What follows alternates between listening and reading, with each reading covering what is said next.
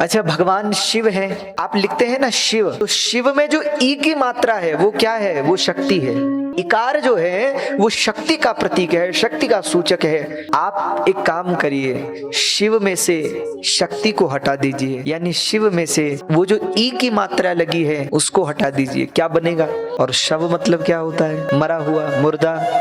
यानी बिना शक्ति के शिव भी शव है। शव को भी शिव बनाने वाली कौन है? वह शक्ति ही है, वह जगदीश्वरी ही है, वह जगदम्बिका ही है। तो संपूर्ण प्रकृति किससे चल रही है?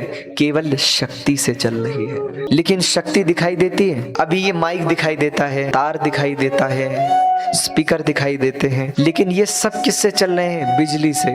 वो दिखाई देती है। अच्छा, पूछा जाए, मान लीजिए ये तार है, हम ये पूछेंगे इस तार में बिजली कहाँ है? बताओ जरा। आगे है, बीच में है, पीछे है, कहाँ पे है? अगर पूछा जाए कि इस तार में, या कोई भी तार जा रहा है बिजली का, तो हम कहें कि इसमें बिजली कहाँ पर है? शुरू में है, बीच में है, आखिरी में है। तो बिजली कहाँ है? बोले आगे भी है, बीच में भी है, पीछे भी है। सर्वव्यापिनी है ना, सर्वत्र है।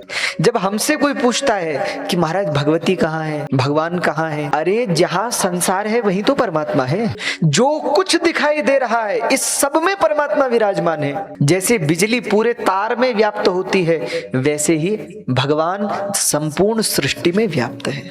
उन्हीं के कारण वायु चलती है, उन्हीं के कारण बादल गरजते हैं, उन्हीं के कारण नदियां बहती हैं, उन्हीं के कारण इस ब्रह्मांड की ब्रह्मांडीय जो व्यवस्था है वो चलती है। बिना परमात्मा के, बिना शक्ति के कुछ भी संभव है क्या? एक शक्ति है जिसके कारण पृथ्वी सूर्य का चक्कर लगा रही है, एक शक्ति है जिसके कारण चंद्रमा पृथ्वी का चक्कर लगा रहा है, एक शक्ति है जिसके कारण पृथ्वी अपनी धुरी पर घूम रही है, एक शक्ति है जिसके कारण सूर्य जल का अवशोषण करता है, एक शक्ति है जिसके कारण वह अवशोषित जल बादल बन जाता है, और एक शक्ति ही है जिसके कारण वह बादल बरसते हैं और पृथ्वी जल से व्याप्त हो जाती है।